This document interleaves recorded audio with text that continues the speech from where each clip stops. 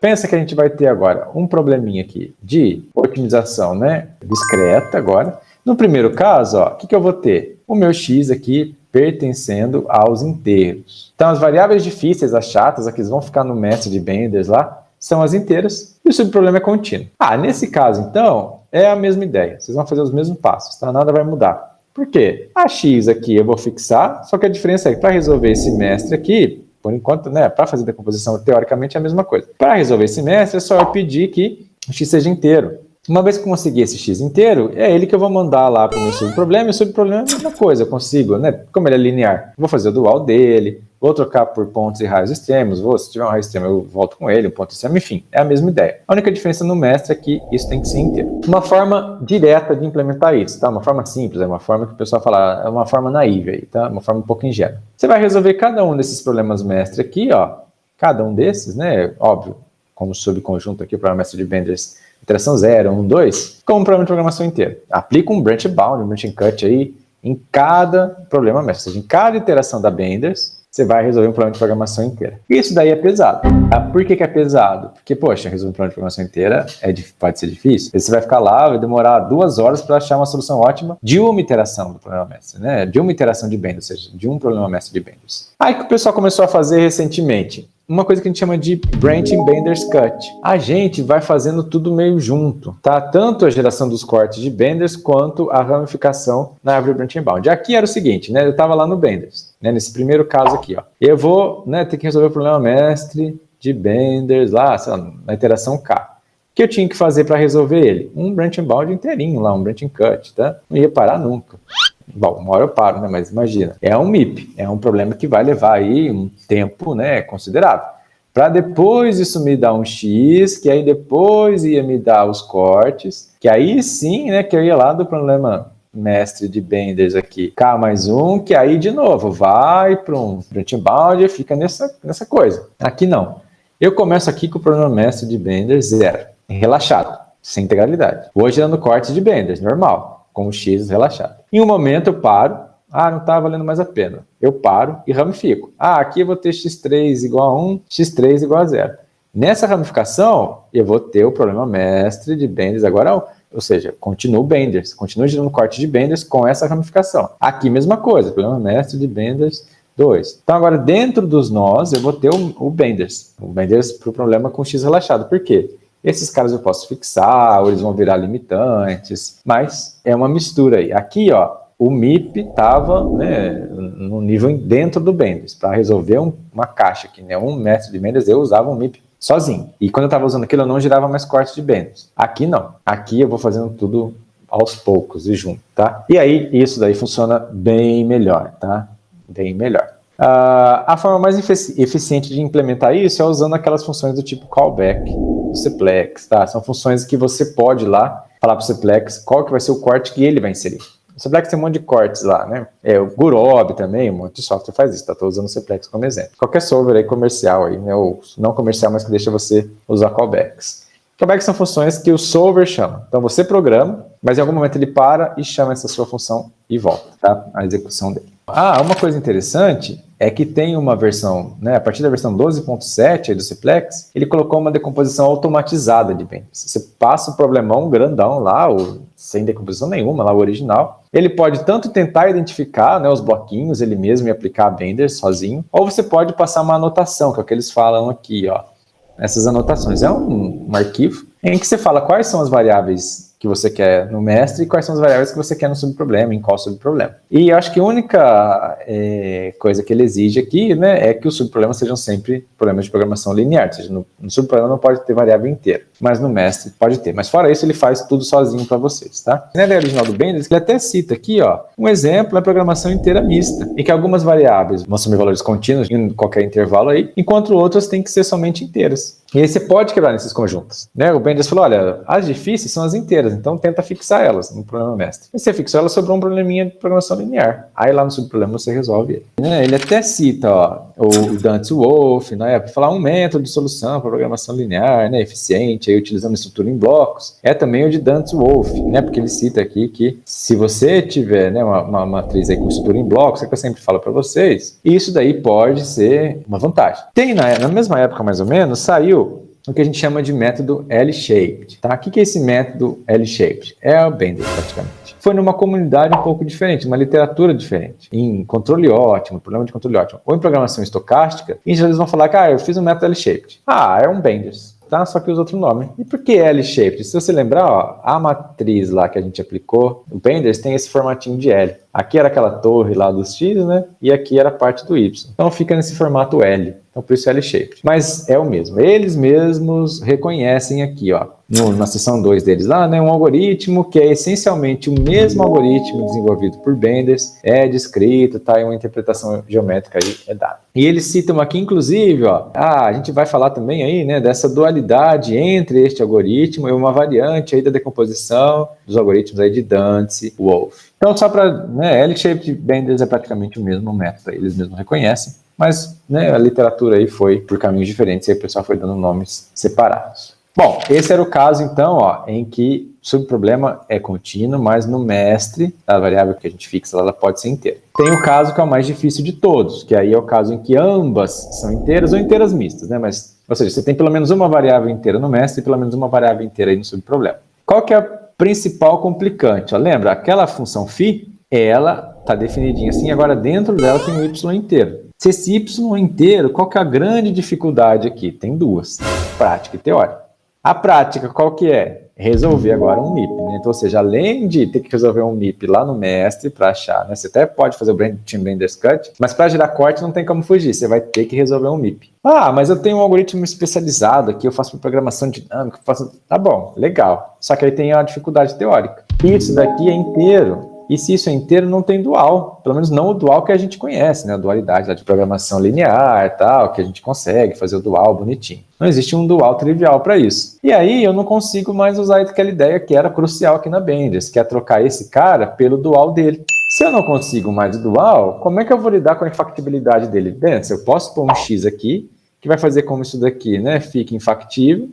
E aí, o que eu vou fazer com esse problema infactível? Ele não vai me dar ponto extremo, ele não vai me dar raiz extremo, ele não vai me dar nada. Pior de tudo, né? Essa função aí vai deixar de ser convexa, vai me trazer uma série de problemas teóricos. Foi aí que o pessoal teve uma ideia interessante. Como esse x é inteiro, vamos supor que ele seja binário, para facilitar a nossa vida aqui. Como ele é inteiro, tem um corte de factibilidade para isso. Como assim corte de factibilidade? Eu posso evitar uma solução de acontecer, uma solução x, exigindo isso daqui. Esse é um corte de factibilidade. Ele proíbe que essa solução aconteça no mestre. Então, vamos supor que eu resolvi o mestre de Benders e ele me deu uma solução x. Sei lá, x é binário, né? Vamos pôr o vetor aqui, 1, 0, 0, 0, 1, 1, sei lá. Tenho 6 variáveis aí. É uma solução. A hora que eu joguei no subproblema, deu infactível. Se deu infactível, eu preciso evitar ela. Como que eu evito ela? Esse corte. Esse corte corta fora essa solução. Essa solução nunca mais vai acontecer se eu colocar esse corte. Essa daqui é a x barra. Pensa, o que eu estou fazendo aqui? Vamos pegar uma soma em x de todos os caras que são zero no seu x barra. Quem que é aqui, x1, né? x2, x3, x4, x5 e x6. Tá bom, então vamos lá fazer essa sominha aí. Eu vou ter x2 mais x3 mais x4. Por quê? Eu vou colocar o x, a variável, né? Só para o cara que o x barra, a solução, deu 0. Mas quem? Agora 1 menos x barra para quem deu 1. Então vai ser 1 menos x1 mais 1 menos x5 mais 1 menos x6.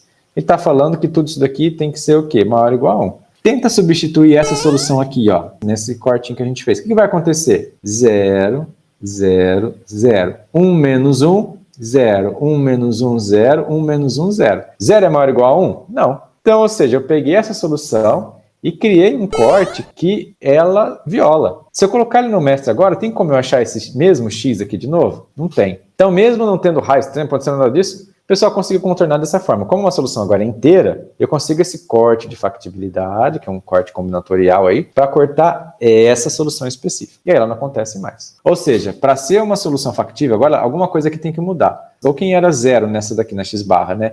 Tem que virar 1. Veja que se algum desses daqui virar 1, já melhorou minha situação. Já é factível. Ou alguém que era 1, tem que virar 0. Veja se o x1 virar 0, por exemplo, já está factível. Ou, mudar todo mundo. Mas se eu tenho um flip aqui de alguém, uma mudancinha de alguém, já está satisfeito o corte. Então esse é o corte combinatorial, o corte de factibilidade que ajuda. Desvantagem dele, óbvio que vai ter desvantagem. Ele corta uma solução. Se o seu problema tem muitas soluções, é um problema que, você tem aí muitas soluções, você corta uma aqui, a outra muda né, uma coisinha que o função objetiva não muda nada, se tem múltiplas soluções ótimas, enfim, se você tem um platô em algum lugar aí, você tá ferrado, né, porque aí você tá cortando uma, ele tá um quartinho, você corta, tira uma solução de 1 bilhão de soluções, é um número gigantesco de soluções, e aí não, né, corta muita coisa. Mas é uma forma de lidar. Tem também o que a gente chama aí de integer L-shaped, tá? Aí o Laporte e o Louvaux, mais recente aí, tiveram a ideia de usar um corte parecido. Só que esse corte, combinar ele, tá, com o valor do subproblema. Aqui, né, eu resolvi, deu infactível, tal, não consegui nada. Pode ser, né, que eu resolva para aquele x barra e consiga um valor, né, mas aí, para deixar mais forte lá meu subproblema, eu consigo usar esse tipo de corte aqui. Então, dado no x, né, tal, que esse cara ele seja factível agora, eu vou usar um corte desse tipo aqui para melhorar o meu valor ótimo. Porque se eu colocar o mesmo cara de novo, se aparecer o mesmo x, vejam, ó, apareceu o mesmo x aqui, significa que isso vai ser zero, ou seja, eu tirei tudo isso daqui. Se aparecer o mesmo x, então a v tem que ser maior que, né, esse valor aqui. Não é o mesmo x, é um x diferente. Então eu vou agora, né, deixar um valor 1 aqui. E aí o que vai acontecer quando eu faço isso? Veja que vai ficar φ menos φ, vai ficar só o L aqui.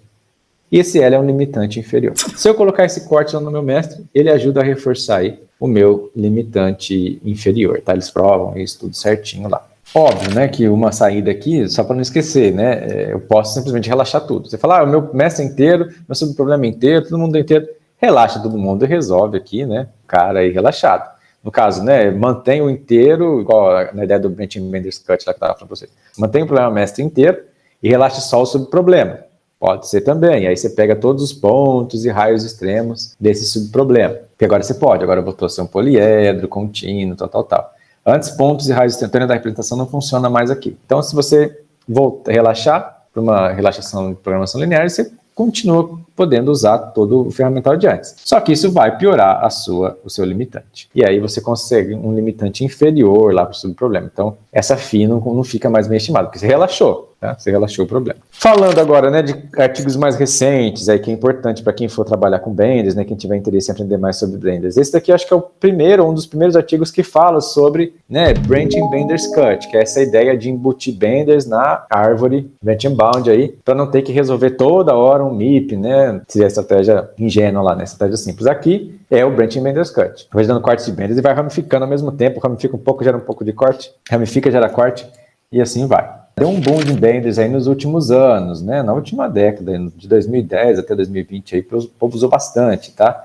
E aí, obviamente, saiu um survey sobre isso, né? Uma revisão de literatura aí muito boa, falando tudo sobre Benders, tá? Então, quem quiser aí saber de forma geral sobre Benders, esse é um artigo aí muito bom. Tem esse outro survey aqui de Benders, mas é para um tipo de problemas específicos aí, tá? Esse review dele aí, esse survey dele é muito legal para aprender Benders e tal. E tem também um artigo recente, um aluno aí excelente aí, né, aqui do grupo, já terminou o doutorado, e ele trabalhou com Branching Benders Cut. E ele começou a trabalhar com Benders na disciplina, exatamente nessa disciplina. Quando ele fez a disciplina, ele tinha um problema aí bem difícil, várias decisões no problema, né? Uma delas é rotear, né, e também programar aí equipes de trabalho para desastres naturais. É um problema gigantesco, vou falar um pouquinho dele, mas aí qual que foi a ideia do Alfredo? Ele pegou e aplicou Benders, e viu que funcionava bem, foi melhorando a Benders dele. Óbvio, o problema também foi, né, ficando cada vez mais rico aí, cada vez com mais características importantes. No caso dele, tinha bem essa variedade de decisões que ajudam a decompor o problema, tá? Então você tem numa rede, ó,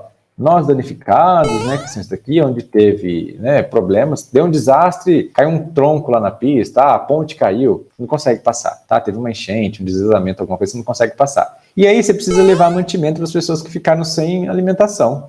Teve uma enchente lá também, né? Aí a pessoa teve todo mundo ir lá para um abrigo, tem que levar comida para lá, etc. Então são dois tipos de rotas aqui. Uma é a equipe que vai sair lá e vai vir reparar, né, um primeiro nó, reparar um segundo nó, ela continua, vem até aqui, repara esse outro. Essa é uma equipe de trabalho, né, que vai reparar isso. Essa é uma rota, essa é uma decisão. E junto com isso, tem também as rotas que vão levar mantimentos. Então, né, por exemplo, se o cara sai daqui, ele já consegue na hora levar para o 1. Mas se ele quiser levar mantimentos, levar alguma ajuda lá para o nó 9, não tem como.